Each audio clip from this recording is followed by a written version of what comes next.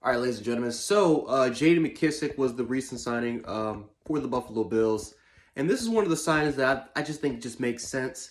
Um, I think I understand why some fans are maybe not in love with this pick because, for the most part, a lot of Bills fans they want to try to maybe get after legitimate number one. I can see the frustration, even though again I like Devin Singletary. I guess the question is, well, why can't Buffalo try to go after that true number one guy that can pretty much that do it all running back so that they don't really have to worry about this type of situation.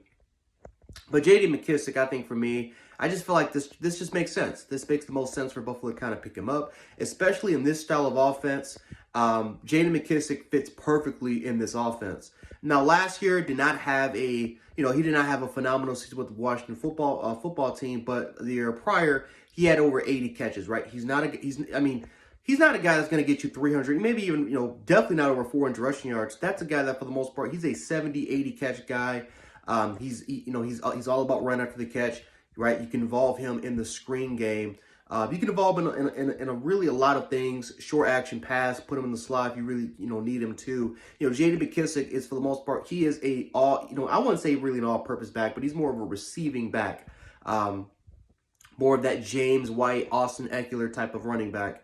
And again, I feel like this kind of makes sense. You can use him in kind of third and short passing situations. You can use him in those 3rd and 10 situations if you really need him to. If Devin Singletary is not available, or if the Buffalo Bills somehow some way find a different running back, go in a different direction there. I'm not really opposed to Buffalo getting maybe another running back that can maybe be used in 3rd and short situations, or maybe could rotate with Devin Singletary.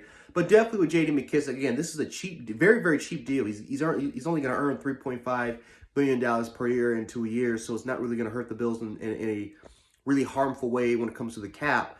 However, again, I do see the concern why Bills fans may not love this pick, might not love this free agent signing.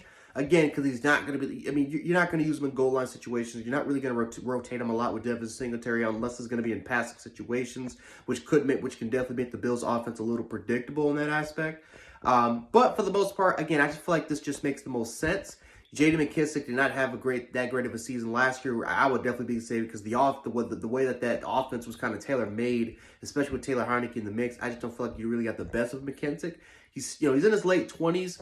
So he's kind of in the older side of being a running back, but still can be a very, very productive player for Buffalo. Overall wise, this is a decent signing, right?